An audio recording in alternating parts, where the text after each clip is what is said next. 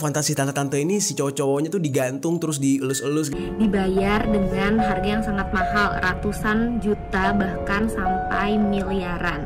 Terus gue nanya lagi, kalau boleh tahu pesugihan untuk apakah? Awet muda, kecantikan, kekayaan, karir, dan lain-lain. Oh my god. Yo geng, tekan tombol subscribe geng. Hey yo, what's good? Welcome back to Kamar Jerry.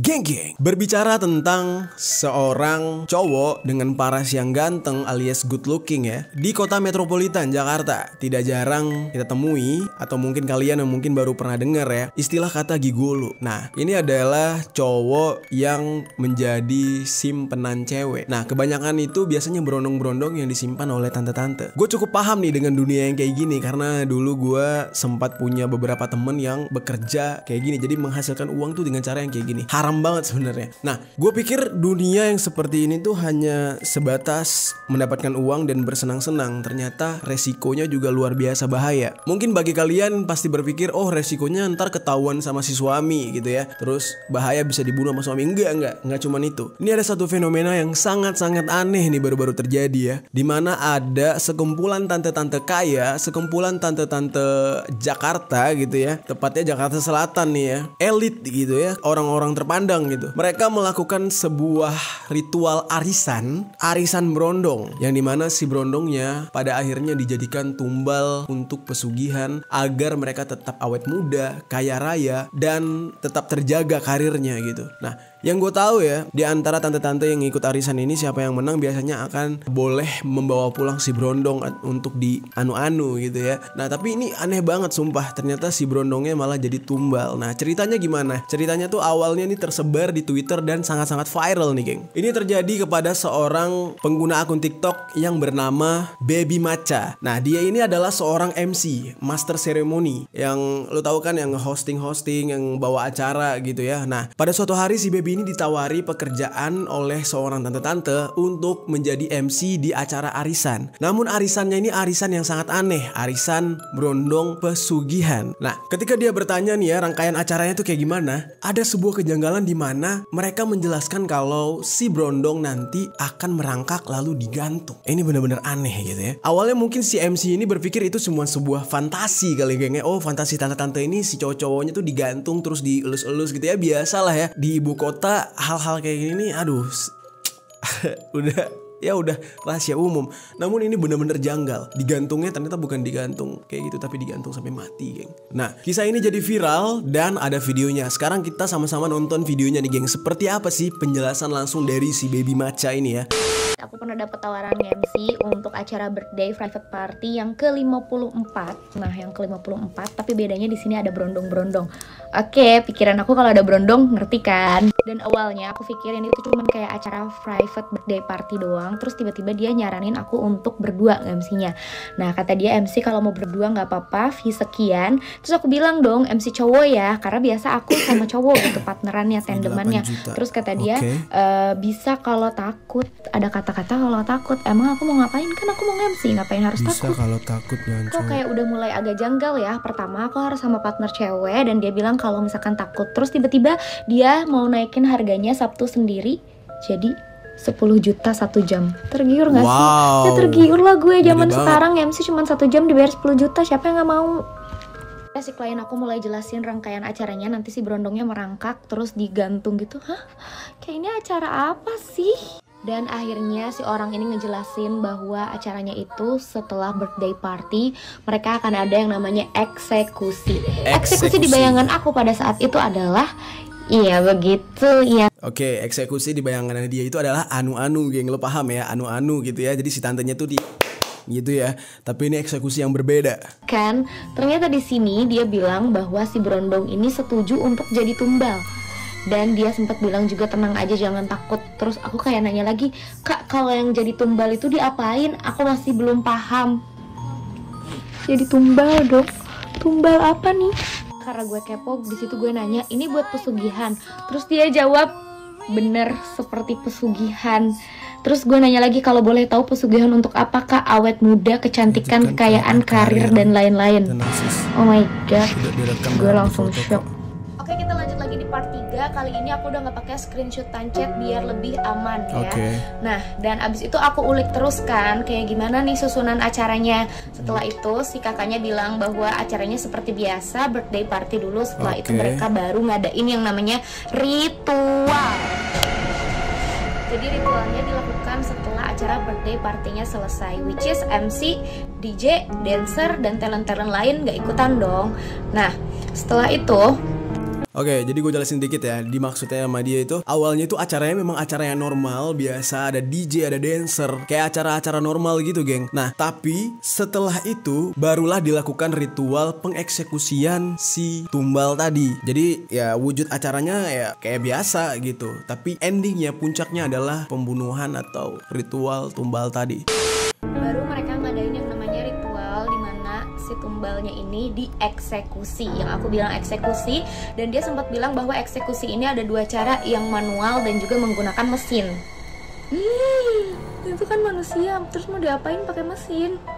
Dan dia juga bilang bahwa si berondong itu kalau udah dieksekusi darahnya bakal diminum dan juga dagingnya dimakan sama mereka-mereka untuk hal-hal yang tadi itu, untuk kekayaan, kecantikan, kepopuleritasan dan lain-lain. Dibayar dengan harga yang sangat mahal, ratusan juta bahkan sampai miliaran. Dan ini juga bener banget kayaknya memang sekte elit, karena memang acaranya itu adanya juga di Jakarta Selatan, yang dimana itu adalah tempat rumahnya orang-orang kaya. Kalau kalian sempat baca di screenshotan TikTok aku yang sebelumnya ada tulisan 15 berondong, itu bukan 15 berondongnya dijadiin tumbal ya, melainkan sudah 15 kali, dimana acara ini itu dilakukan setiap 1 tahun sekali, which is tahun ini adalah acara ke-16, dan berarti ini sudah berjalan selama 16 tahun. Demi apa woy, udah 16 tahun. Gila, gokil ya kayaknya. 16 tahun sudah berjalan dan tidak pernah tercium. Jangan heran kenapa hal ini tidak tercium. Karena kenapa? Tadi dia udah sebutin kan, ini adalah arisan kaum elit. Jadi orang-orang kaya yang backgroundnya atau notabene mereka itu berkuasa di negara ini gitu ya. Jangan ngomong negara deh, di kota ini gitu ya. So, apapun mereka bisa lakukan gitu. Nah, jujur aja sebenarnya agak-agak deg-degan sih ngebahas hal-hal kayak gini. Dulu tuh pernah temen gue, hijaban dia diundang ke salah satu perkumpulan yang aneh banget, dimana perkumpulan ini semuanya pakai baju hitam, dan teman-teman gue yang diundang ini adalah teman-teman influencer yang punya pengaruh gitu. Nah, di sana mereka tuh bertemu dengan orang-orang yang awalnya tuh obrolannya itu adalah dia akan nginvest. Jadi mereka ini mau memberikan uang yang sangat banyak kepada teman-teman gue, asalkan teman-teman gue ini mau menjalankan yang namanya semacam dakwah daripada sekte itu. Nah, awalnya teman gue tertarik nih. Nah, tapi setelah dilihat apa aja nih yang harus dilakukan, yaitu mengajak orang sebanyak-banyaknya untuk bergabung dengan sekte tersebut. Nah, akhirnya teman gue nolak. Jadi udah pernah ada juga cerita kayak gini, tapi beda. Kalau ini kan udah langsung ke pribadi ya. Jadi pribadi orang itu pengen kaya, pengen karirnya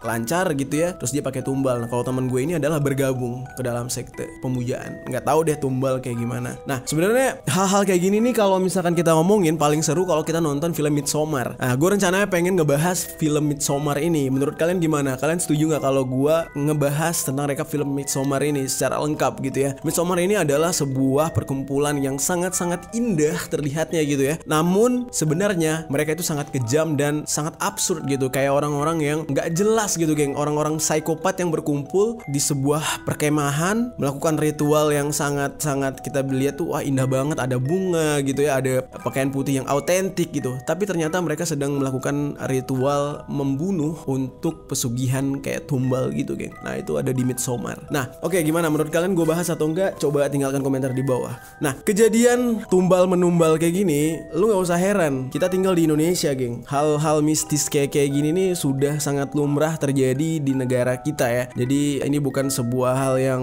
cukup tabu lagi, bukan sebuah hal yang mencengangkan bagi kita, karena sudah banyak kejadian. Nih, salah satunya gue pengen cerita tentang kejadian pembunuhan terhadap salah satu korban bernama Asih yang menjadi korban pesugihan. terjadi di Lebak, Banten. Penemuan sesosok jasad wanita tanpa identitas di semak perkebunan warga di daerah Maja, Lebak, Banten. Akhirnya diketahui korban ini bernama Asih. Dia ini adalah seorang karyawan apa buruh gitu. Nah, dia ini adalah korban pembunuhan atas dasar pesugihan, geng. Jadi dijadikan tumbal gitu ya. Nah, Asih ini berasal dari Palmerah, Jakarta Selatan. Dan pelaku dari pembunuhan sekaligus orang yang melakukan pesugihan ini ternyata adalah teman semasa kerjanya dulu. Inisialnya adalah OV bersama teman prianya berinisial WF. Sebelum membunuh Asih ini, OV bersama WF ini melakukan sebuah pesugihan untuk kekayaan dan menjadi sukses gitu ya. Nah, pada awal ceritanya nih, dia mengajak si Asih ini untuk bermain ke Bogor. Sebelum mereka berangkat ke Bogor, Asih ini diajak dulu oleh OV untuk ke kosannya gitu ya, ke kamar gitu. Nah, ketika Asih berada di dalam kamar, tiba-tiba aja OV ini izin buat keluar, geng. Jadi si Asih ini ditinggal sendiri dalam kamar. Barulah di saat itu, si pria yang berinisial WF itu beraksi. Nah, ternyata di dalam itu, tanpa sepengetahuan OV, WF ini mencekik Asih sampai tidak sadarkan diri, lalu memperkosa si Asih ini. Ini cukup aneh, geng, karena di sini yang melakukan ritual sebenarnya tuh OV. Dia mengajak WF ini untuk mencari tumbalnya gitu ya. Nah, sebenarnya di dalam dunia tumbal menumbal, di dalam dunia hitam, santet gitu-gitu, yang namanya seksualitas itu juga sebenarnya agak diharamkan gitu, geng. Yang pernah gue baca gitu ya, karena yang namanya perzinahan gitu, jangankan Tuhan, jin aja tuh nggak suka gitu. Jadi lo dianggap kotor di saat lu sudah melakukan hubungan intim dengan lawan jenis yang bukan muhrim lu gitu ya. Apalagi dia melakukan pemerkosaan, sementara mayat itu pengen dijadikan tumbal, otomatis mayatnya kotor dong, dan itu nggak layak untuk pesugihan gitu ya. Nah, makanya WF ini melakukan aksinya itu di luar pengetahuan OV gitu. Barulah setelah itu, geng, dalam kondisi lemas ya, si Asih ini dinaikkan ke dalam mobil yang sudah diparkirkan oleh OV. Nah, OV masih belum tahu nih, dalam keadaan itu Asih sudah diperkosa oleh WF gitu ya. Nah, dinaikkanlah ke dalam mobil lalu dibawa ke sebuah tempat pembuangan di daerah Maja, Lebak, Banten. Sampai di lokasi, si pelaku ini menarik paksa si Asih ini sampai kepalanya kebentur ke lantai, lalu dibenturkan lagi ke bodi mobil. Disitulah Asih ini seketika meninggal dunia, geng. Nah, lalu barulah mayatnya dibuang ke dalam semak-semak. Nah, pembunuhan ini terjadi pada tanggal 19 Agustus 2019. Barulah keesokan harinya pada tanggal 20 Agustus 2019, kedua pelaku ini berangkat ke daerah Cilacap, ke sebuah gunung, dimana mereka mendaki gunung itu dan bertemu dengan guru spiritualnya gitu ya, bertemu dengan guru pesugihannya gitu. Baru setelah itu akhirnya mereka balik lagi ke Jakarta sambil menunggu perintah si gurunya ini. Pada tanggal 24 Agustus 2019, tepatnya ya sudah 4 hari berlalu ya, jasad Asih ini ditemukan gitu dalam kondisi yang sudah kalian paham lah ya kondisinya, dan itu menghebohkan masyarakat Maja, Kabupaten Lebak, Banten. Nah, tidak lama setelah itu akhirnya polisi melakukan olah TKP dan menghubungi pihak keluarga, dan pihak keluarga membenarkan kalau itu adalah mayat dari famili mereka yaitu Asih, dan kepolisian mendapat sebuah bukti foto di mana Asih ini sedang berada bersama OV di Bogor gitu ya. Jadi OV ini menjemput si Asih di Bogor. Nah, akhirnya kepolisian langsung terjun dan menangkap kedua tersangka. Kedua tersangka ini ditangkap dalam kondisi sedang naik ke atas gunung gitu. Jadi sedang mendaki ke atas gunung untuk menemui guru spiritualnya gitu. Dalam perjalanan itu mereka langsung diringkus dan ditangkap. Nah, di sanalah ketika ditangkap, WF ini mengakui kalau dia juga memperkosa si Asih ini. Di sana Ovi sangat terkejut, di mana dia nggak nyangka gitu kan, itu kan buat dijadiin tumbal. Pada akhirnya kan sia-sia gitu, udah ngebunuh orang tapi tumbal yang nggak berguna gitu. Nah, akhirnya mereka juga membuat sebuah pengakuan yang lain, di mana mereka sempat ingin menjadikan orang lain lagi untuk tumbal, namun gagal. Yaitu mereka ingin menyewa pekerja seks komersial. Nah, ini hati-hati banget nih buat lo semua yang mungkin sedang bekerja. Gua nggak mengiyakan dan tidak mengharamkan, itu urusan lo sama Tuhan. Kalau lo bekerja sebagai pekerja seks komersial dan dengan istilah lain open BO gitu ya, lo hati-hati karena orang-orang yang lo temui itu orang-orang yang lo nggak tahu kan backgroundnya seperti apa. Bisa jadi yang lo temui itu adalah seorang pembunuh seperti ini. Jadi mereka nggak cuma mau pakai jasa lo, tapi berencana untuk menghabisi nyawa lo sebagai tumbal.